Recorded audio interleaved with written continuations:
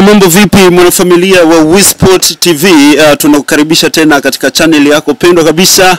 Leo ni Jumamosi ya tarehe 10 ya mwezi wa 5 2025. Mji ukiwa umepoa, zinasikika kelele kutokea Jangwani kwa neno moja kwamba hatuchezi. Wazee wa matawi wakiwa wamekutana kuonyesha msisitizo wao kuelekea dabi ya Kariakoo ambayo imepangiwa tarehe 15 ya mwezi Juni 2025. Wameendelea kuweka msimamo kuwa hawachezi.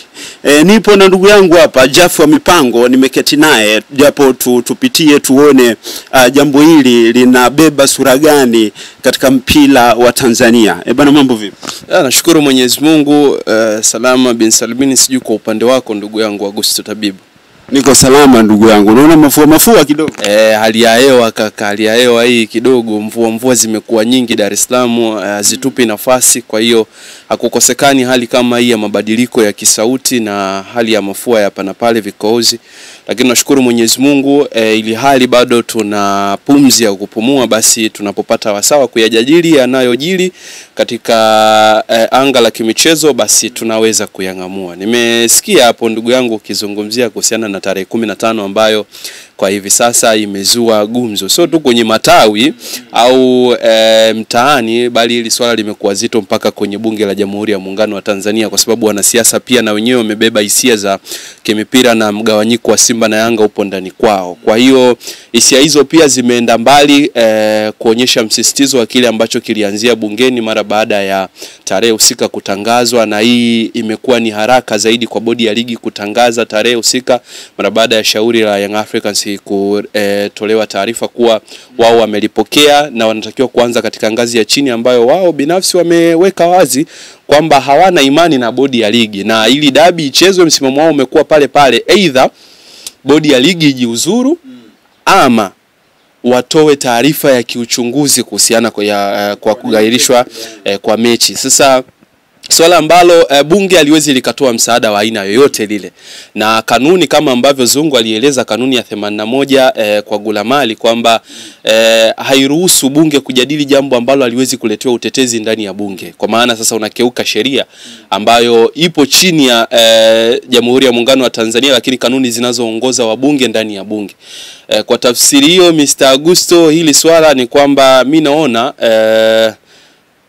yani ni swala la miluzi mingi inampoteza mbwa. Kwa hivi sasa swala lililopo, kwa kuwa bodi ambayo ndio wasimamizi wa ligi wameshatoa tarehe husika, dabi itabaki kuwa pale pale. Dabi haiwezi kayumbishwa na kelele ambazo zipo kwa hivi sasa, kwa maana ya kwamba wazee wao watoke wazungumzi wanachokizungumza, wabunge ambao ni upande wa Young Africans watoke wazungumzi wanachozungumza. Na kwa hivi sasa ukiangalia muktadha mzima utaona watu wa Young Africans zaidi wakipaza sauti kuliko watu wa Simba, kwa sababu wao wanajiamini kwamba wapo salama na maamuzi ya kanuni ndio yaliibeba Simba moja kwa moja kwamba dabi ile ya tarehe 8 kugairishwa wao walikuwa hapo sawa. Lakini haimpi haki pia Young Africans kwa wakati huu pia kusema achezi mechi ambayo imepangwa Juni 15. Na ukiangalia pia kitaswira, Simba itakuwa imejulikana mbivu na mbichi, either kupata ubingwa wa kombe la shirikisho barani Afrika ama kupata medali. Sasa jambo litakuja kuwa na moto zaidi pindi ambapo Simba atakuwa tayari kaishaunyakua ubingwa wa kombe la shirikisho, alafu unamwambia Young Africans akacheze huo mchezo. Yani naona jambo linakwenda kuwa zito zaidi ikiwa kama itakuwa hivyo. Lakini hii dabi jinsi ilivyokaa imekaa kimtego. Hii dabi imekaa kimtego. Mtego uko vipi? Young Africans anahesabu michezo yake iliyosalia. Kusalia kwa michezo hiyo haoni nafasi yeye kudondosha alama hata moja. Ikiwa kama itakuwa hivyo, basi maamuzi ya ubingwa yatakuwa yamesalia kwenye dabi yenyewe husika. Mchezo nambari 184 ambao wao Young Africans wanahesabu kwamba tayari ushapita kikarenda, licha kuwa bodi ya ligi bado wanaendelea kushikilia kwenye makali yao ya kikanuni kwamba mechi hiyo itachezwa kama kawaida. Kwa hiyo mimi ninachokiona kwa kile scenario iliyotokea hii leo ni kwamba wanaendelea kupaza sauti ambayo viongozi hawezi kusema. Yani hili wanalolifanya ni sauti ya viongozi, ila inawasilishwa na umma, ambao sasa wao kama wawakilishi wanaogopa kutoka mbele kuzungumza kwamba hii dabi haitochezwa. Maana hauwezi ukatoka rais wa klabu kubwa kama Young Africans na ukaujulisha umma wako kwamba hatuchezi. Sasa unafanyaje ili sauti yako ionekane ipo pamoja na wananchi wenyewe wanajiita wananchi?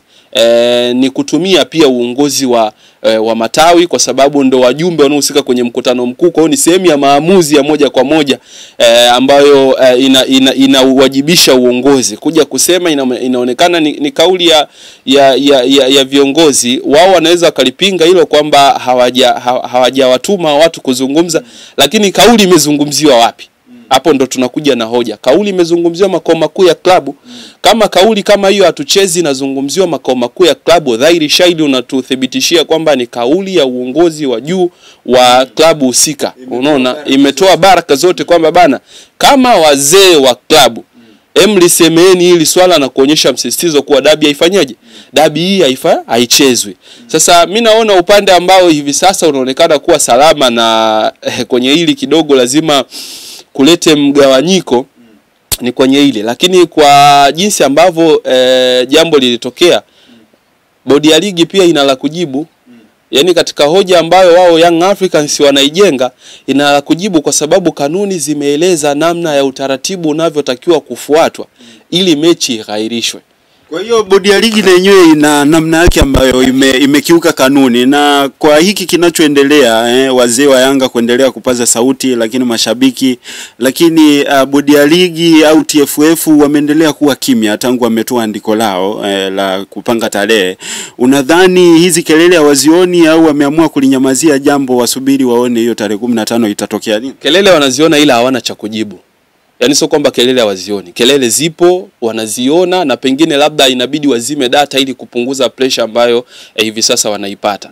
Kwa hiyo kilichopo ni kwamba huna cha kujibu. Sasa kama huna cha kujibu, unategemea utajibu nini? Utakuja kwa kukurupuka. Unachokifanya ni kwamba kwa sababu wewe unazisimamia na kuhukumu mtu kulingana na kanuni ambazo zinakuongoza, basi wewe unatumia mwamvuli huo kumkandamiza yule ambaye pengine labda anakuwa katika haki.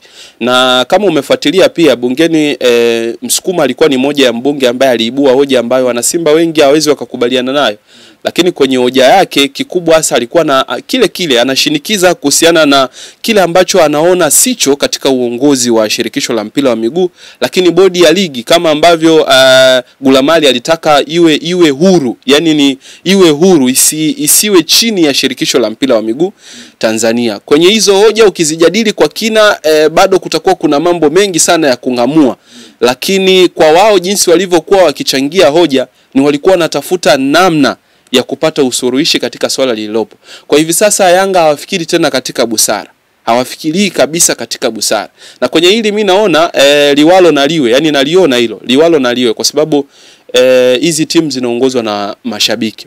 Na kama hizi timu zinaongozwa na mashabiki, Augusto, tegemea kwa asilimia kubwa wao ndio wana nguvu kubwa kuliko viongozi. Sasa nguvu yao imeshaanza kuonekana. Kama viongozi wa matawi wa Dar es Salaam wanakutana na kutoa kauli kama ile, wa mikoani wanaungana na wale waliopo Dar es Salaam. Sasa unaona hiyo tarehe 15 sijui yani itakuwaje, lakini ni moja kati ya dabi ambayo kwa hivi sasa imezua gumzo barani Afrika kwa jinsi muktadha wa tatizo jinsi lilivyojitokeza, namna mechi ilivyohairishwa kwa sababu ilimtaka ndani ya muda wa masaa kadhaa, lakini sio kughairisha mechi kwa moja. Kanuni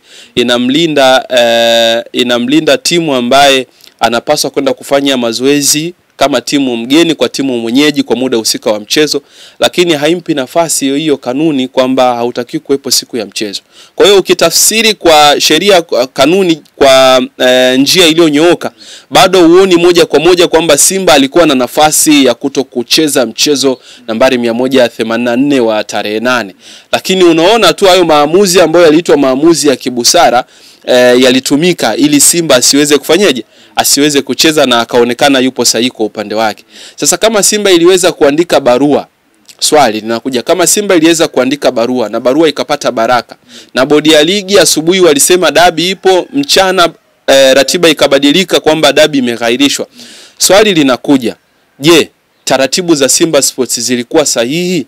na bodi ya ligi wakazibariki kwa mechi kugairishwa, je, wanachokifanya Yanga hivi sasa kupitia ile njia ambayo Simba waliipitia ya kuandika barua sawa na kusema kwamba hawana imani na wale watu na hawatocheza, je, bodi ya ligi inalibariki hili? Ndio majibu ambayo Young Africans wanayataka kwa hivi sasa. Kama ambavyo ilibariki kwenye jambo la Simba Sports na wao mechi ikagairishwa, basi sasa wanarudi sasa hivi. Lakini ukisema unafanya maamuzi kwa kubalance mzani, athari yake ni kubwa, na athari ndio inakuja hivi. Yaani TFF wanachokifanya sasa hivi Agosto, wanaangalia namna gani wanaweza wakabalance mzani. Sasa una balance mzani vipi? Wewe kiongozi umeshatoka umewambia umma kwamba kuna watu wamependelewa sana katika uongozi wako. Yaani wamenufaika. Kunufaika kwa njia ipi? Ina maana kuna aina ya upendeleo uliokuwa unafanya kwa timu fulani ulikuwa ufanye kwa timu fulani. Sasa kwa sababu mzani umeshainamia kwa upande wao, unataka kubalance sasa unataka kubalance. Unapokuwa kiongozi na kuna sheria zinazokuongoza katika nafasi uliopo, unatakiwa uwajibishe watu kwa mujibu wa sheria za eneo husika zinakutaka ufanye nini. Lakini ukisema unafanya maamuzi kulingana na hisia zako zimeegemea wapi, madhara yake ndio yanakuja kama haya. Leo umebalance kwa Simba Sports, kesho linatokea kwa Young Africans. Sasa wanachachamaa, wanapochachamaa tegemea sasa kuna athari zitatokea, athari zenyewe ndo kama hizi. Ina maana psychologically watu wenye akili zao timamu wanaimba hatuchezi. Lakini kuna kanuni.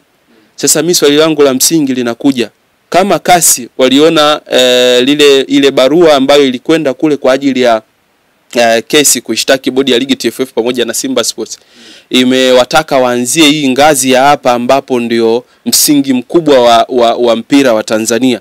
Hawana imani nao. Hii kesi hivi sasa wao sioni kama wataendelea kuiendesha kwa sababu huku imani hakuna.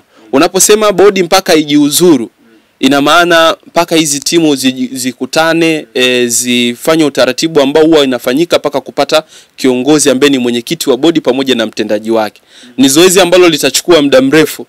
Je, hiyo ligi itakuwa inasubiri? Yaani bingwa kutawazwa watasubiri msimu ujao au inakuwaje hapo kiutaratibu? Kwa mimi ninachokiona kama hili swala ilikuwa inatakiwa tu viongozi sasa wajue namna ya kuwajenga watu wao kisaikolojia kwamba dabi inatakiwa iwepo.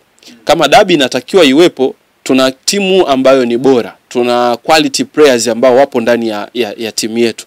Kivyo vyote tunaona nafasi kubwa ya kwenda kushinda mchezo na kutawazwa kuwa mabingwa mbele yao. Kwa maana gani? Kwanza itakuwa ni furaha ya aina yake, lakini ni aibu atakao kuwa amepata mtani. Mimi naamini katika ubora wa wachezaji wa Young Africans, ambapo kwa misimu mitatu tumeona nini ambacho walikifanya. Hiyo misimu mitatu imewapeleka mpaka finali ya kombe la shirikisho ambapo Simba Sports sasa hivi yupo. Kama wanaamini katika wachezaji walionao, why not hapa washindwe? Kama duru la kwanza waliweza kupata matokeo kupitia goli ambalo Simba Sports walijifunga wao wenyewe, kwa nini hapa wawe na kigugumizi? Sema tu naona ule umwinyi ambao unavitawala hivi vilabu vya kwamba kuonyesha yale mabavu walionayo ndio inaidhoofisha TFF kushindwa kungamua sheria ambazo zinaweza kuisaidia kuongoza katika kufanya maamuzi kwenye vilabu ambavyo vipo chini yake. Lakini bodi ya ligi pia msalaba hivi sasa umeelemea, yani umeielemea bodi ya ligi. Kila wakifurukuta hawaoni njia, hawaoni majibu ya kujibu Young Africans katika tuhuma ambazo zipo kwa hivi sasa. Kama ni upendeleo watoke na jibu kwamba tulipendelea, kama tulibalance mzani watoke na jibu la kusema kwamba tulibalance mzani. Kwa hiyo mimi naona hivyo, lakini tarehe 15 bado ni nusu kwa nusu mechi kuchezwa. Uwezi ukatoa jibu la moja kwa moja kwamba mechi itachezwa kwa jinsi hali ilivyo kwa hivi sasa. Yani uwezi ukasema moja kwa moja kwa sababu kila mwana Yanga anaimba hatucheze. Ukipita mtaani Yagu unasikia hatucheze. Kwa hiyo ni swala ambalo tayari limeshawakaa kwenye vichwa vyao. Sasa vipi kiongozi unaratibu mechi, unafanya utaratibu wote paka mechi inaingia, timu inaingia uwanjani kucheza mechi husika. Hauoni kama utakuwa umegawanya hawa mashabiki na wanachama ambao wamekupa nafasi ya kuwawakilisha katika nafasi hiyo ambayo upo kwa hivi sasa? Sio rais wa klabu, makamu wa rais, sio mtendaji, sio wajumbe. Wote mtaonekana mna mapungufu kwa sababu nyie ndio mlitoka na kusema hii mechi Hamchezwi. Sasa Bwana Jaffa Mipango, mmoja kati ya wazee ambao walikuwaga ni wazee waandamizi katika klabu ya Yanga, Mzee Magoma, yeye pia alijitokeza na kutoa maoni yake katika hili sakata ambalo linaendelea, yeye akidai kwamba kuna haja ya kushusha silaha chini na wapeleke timu uwanjani. Unaonaje, yeye aliona nini katika hili mpaka akatoa mchango wake kwa namna hiyo? Maana yeye ndo anaonekana yuko tofauti na wanayanga wenzie. Mzee Magoma yupo straight. Yaani Mzee Magoma yupo straight. Anachokiona ni anaona mapungufu ya bodi ya ligi, anachokiona anaona udhaifu wa shirikisho la mpira wa miguu. Na anachokitazama sasa hivi ni adhabu ya kikanuni ambayo itakwenda kuwakuta pindi ambapo wao hawatofika kwenye mechi tajwa katika tarehe hiyo ya tarehe 15 mwezi wa 6. Kwa hiyo kasimama katika maamuzi ambayo yatakwenda kufanyika pindi ambapo Young Africans watakosekana uwanjani, kitu ambacho wengi wanaamini kwamba hiyo kanuni haitakwenda kufanya kazi kwa sababu wao pia wapo juu ya taratibu ambazo zipo zinaongoza soka la Tanzania. Unajua, unapokuwa unajua Augusto, mfano unapojua kwamba baba yako ni hakimu katika mahakama fulani, wewe unakuwa una jeuri ya kufanya ukorofi wa aina fulani kwa watu fulani, ukiamini kwamba hakimu atakaye kwenda kuhukumu hii kesi ni baba yangu. Kwa hivyo vyote sheria muda mwingine upindishwa kwa maslahi ya mtu binafsi. Unaona, sasa kuna watu ambao wanaamini hicho kwamba hilo swala haliwezi kutokea. Kwa hiyo Mzee Magoma amekuwa against na vile vitu ambavyo anaviona kwamba watu wanalevywa mambo fulani na wao wanayabeba kama yalivyo bila kungamua ili jambo ni chanya au ili jambo ni asi. Tunalibeba kama lilivyo na tunaendelea kulipaza sauti kwa kulipaka mafuta ili liweze kung'ara zaidi huko kwenye mitandao ya kijamii, kuonekana hili jambo bana msimamo wake huko hivi. Kwa hiyo ni mzee pekee ambaye yupo against na wazee wengine wa Young Africans, na amekuwa hivyo muda mrefu kimtazamo, anaona kile ambacho wanayanga wasichokiona. Sasa ndugu yangu Jaffa Mipango, kama Yanga wao wanachohitaji ni kupewa mrejesho, kwa nini mechi nambari 184 ilihairishwa? Ile ilikuwa ni March 8. Hawajapata hizo feedback, na wao wanachohitaji ni feedback tu ili wapeleke timu uwanjani. Je, unaona kuna ugumu wapi wa TFF kutoa huo mrejesho, kwamba kwa nini waligairisha mechi siku ya March 8 ambayo ilitakiwa ichezwe na wakaigairisha, na hawajatoa feedback yoyote, hawajawaeleza Yanga chochote? Kwa nini waliairisha pale? Agu tunarudi pale pale. Wao sababu walizozitoa ni kwamba kulikuwa kuna viashiria vya uvunjifu wa amani. Viashiria vya ilizungumzwa. Kwani mechi kugairishwa lazima uainishe sababu ya kwa nini vimefanyaje mechi imeahirishwa. Uwezi ukahairisha tu, yani wewe umelala umeamka umesema mechi hamna kitu cha namna hiyo. Wewe ni kiongozi, weka sababu, lazima uweke sababu kwa nini mechi umeigairisha. Viashiria hivyo ambavyo sasa Young Africans walitoka wakahoji kama kulikuwa kuna viashiria vya uvunjifu wa amani, mbona Yanga walikwenda? Mbona watu walijitokeza? Mbona walikata tiketi? Mbona hakuna mtu yote aliyedhurika? Zaidi tu ya yule mtu ambaye kwa bahati mbaya aliegemea nguzo, mtu wa Young Africans. Siku hiyo mvua ilikuwa inanyesha, maskini ya Mungu muda wake ulikuwa umefika, shoti kampiga, umauti ukamkutia pale. Tofauti na hapo hakuna tukio lolote ambao mtu alitoka amedhurika kwenye uwanja. Kwa maana hiyo sasa huna majibu ya kujibu, utatoka ujibu nini? Yani huna majibu ya kujibu. Yani umeshtakiwa, kesi ni ya kwako, kila ushahidi unaonyesha wewe ndio mwenye kosa. Unategemea unajiteteaje? Hakimu mwisho wa siku lazima kuhukumu kwenye hili. Young Africans wanataka majibu. Kwa upande wao wapo sahihi. Aliyakuwa sasa hivi kila shabiki wa Simba Sports amesimama imara na uongozi wa TFF kwa kumkingia kifua Karia na viongozi wengine waliopo kwenye bodi ya ligi. Sasa kama hili swala linakuepo ni kwamba kuna pande mbili, na hizi pande mbili zimegawanyika. Moja inatetea kwa kuona uongozi upo sahihi, moja inaona uongozi haupo sahihi. Sasa hii ambayo inaona uongozi haupo sahihi inataka majibu. Wenyewe hawana shida ya kucheza mechi. Wanachotaka toa majibu ya kiuchunguzi. Kwa nini umegairishwa? Tupe taarifa za uchunguzi, wao watacheza hii mechi. Sasa hilo na lenyewe linawashinda. Kama wapo sahihi na sababu wanazo, walete hizo sababu ili Yanga wacheze. Yanga hawana shida. Yaani mimi kuna muda naona Yanga hawana shida. Ila wanachokitaka hawa Yanga kwamba bana sikilizeni, sisi tunachokitaka kwa sasa hivi tuleteni taarifa za kiuchunguzi. sisi tutacheza, kwa sababu hatuoni sababu ya msingi iliyofanya mechi nambari 184 kuahirishwa. Inawezekana nyie kuna kitu ambacho mmekiona cha tofauti na sisi tulichokiona kiliwapa sababu ya nini kuahirisha mechi. Sasa hivi mnatutakaje sisi twende tukacheze hiyo mechi? Ndicho hicho Young Africans wanachokihitaji. Wanahitaji majibu. Sasa majibu wanayapataje Augusto? Ndio hiyo TFF hawana cha kujibu kwenye hili. Unadhani watajibuje? Kama TFF hawana cha kujibu, Jaffa Mipango, na wewe unaungana na baadhi ya wadau wa soka ambao wamejitokeza na kuwaomba Young Africans wachutame, kwa sababu mkubwa akikosea, kama hivyo nyumbani, mkubwa akikosea basi bado mdogo unaonekana ndo upo kwenye nini, kwenye nafasi ya kujinyenyekeza zaidi.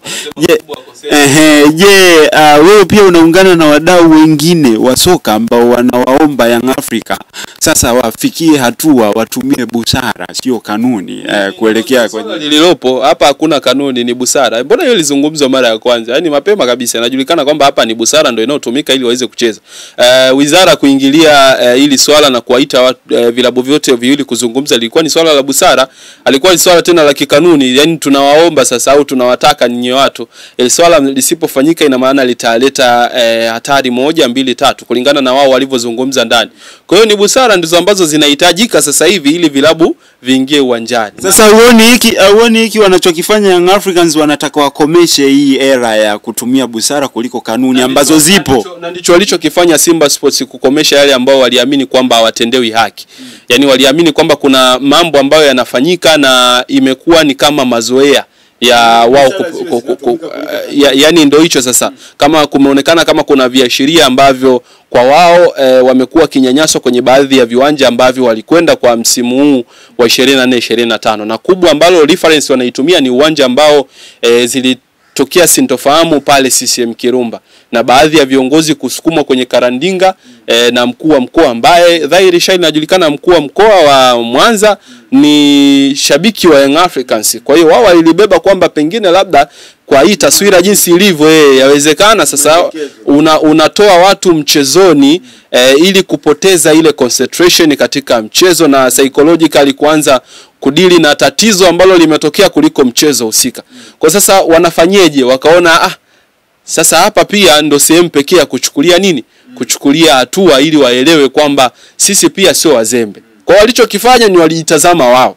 Unaona, walijitazama wao kwamba tunafanya hivi ili kanuni ziwe zinatumika vile ipasavyo, kama ambavyo hazitumiki pia tukifanywa nini? Makosa. Sasa ndicho ambacho pia kinarudi huku kwa Young Africans kwa hivi sasa. Kwa hiyo kwa namna ambavyo jinsi unavyoona Agu, ili swala limekaa kibusara. Hakuna kanuni inayotumika hapa Agu. Hamna kanuni. Hamna. Kinawatisha wao wenyewe. Yaani sasa hivi hamna nenda mbele rudi nyuma. Sasa hivi kila kikao nakimbia wao wenyewe. Sasa unadhani hili swala limekaaje? Jambo limekaa vibaya hili. Hili jambo limewakalia vibaya. Yaani kuna muda wao wenyewe wakikaa wanaambiana, ila kweli hawa Yanga kuna hoja wanayo. Ila sasa tunawajibu nini? Yaani tunawajibu nini? Ndio kinapa nguvu ya Afrika kuendelea kutia na wanajua hapo ndipo sehemu pekee ambapo yaani unajua kwenye haya mambo, kwenye kosa unaweza ukawa kote upo sahihi, ila kuna kinyuzi kidogo tu ambacho kimezuia pengine ili tunda kuanguka. Ndicho ambacho kinaendelea kukuhukumu wewe, na ndicho ambacho sasa hivi kinatokea kwa upande wa Young Africans. Kwa kwenye hizi hoja wanazozijenga, usitumie hisia za ushabiki wako kuona kwamba hawapo sawa, ila ziangalie kanuni namna zilivyotafsiriwa paka kutolea maamuzi. Kwa sababu unaweza tukaje ukasema kulikuwa kuna hali kuna viashiria vya uvunjifu wa amani, kulikuwa kuna sintofahamu 1, 2, 3, lakini katika kanuni ambayo wewe utaizungumza, utaitolea hoja, haijampa room huyu timu mgeni kuto kushiriki mchezo. Sasa kama haijampa hiyo nafasi, ilitakiwa tu na yeye aende akacheze, alafu sasa haya aliyotokea nyuma ya pazia yachukuliwe hatua kulingana na vile ambavyo mmewasilisha changamoto ambayo iliwakuta kuto kufanya mazoezi siku moja kabla ya mchezo. Kwa kila mmoja yupo sahihi, kila mmoja yupo sahihi. Sasa aliyepo katika njia panda ni wao wenyewe wasimamizi wa mpira. Wataamua vipi? Hilo bado ni kitendawili. Kwa hiyo mimi naona asilimia ni 50 kwa 50 dabi kucheza, lakini itakuwa ni aibu kubwa. Yaani itakuwa ni aibu kubwa. Sijui wananchi wataziweka wapi sura zao pindi uongozi utakaporuhusu timu kwenda uwanjani. Yaani wote watakuwa wamejivua nguo. Nasema hivyo. Wote watakuwa wamejivua nguo na ndo itakuwa uendelee hivi. Yaani mimi ninachokisii ni kwamba waendelee na msimamo. Iwapo Agosto nakwambia iwapo watapeleka mechi. Timu itapelekwa uwanjani tarehe 15 mwezi wa 6. Ndo hapo Hersi Arafati CEO wajumbe wajiandae kupisha. Yaani ule unabii ambao ulikuwa unatafutwa na mzee Magoma sasa utakwenda kutimia, kwa sababu wote watakuwa wamengatuka katika nafasi zao. Hamna mtu asiyependa nafasi kubwa kama ile, kuongoza klabu kubwa kama Young Africans. Sasa unapolikubali ili litokee, sijui utatumia njia gani. Na siku zenyewe zinahesabika. Yaani tunavyoongea leo tarehe 10. Zimebakia takriban siku 25 kufikia siku ya mchezo. Sasa ndani ya hizi siku 25 utawaimbia nyimbo gani hawa watu wakuelewe kwamba tunakwenda kucheza mechi ambayo ilihairishwa? Ni swala gumu sana. Kwa hiyo mimi ni 50 kwa 50. Nadhani tuache tusubiri tuone Agosto nini kitakachojili pindi muda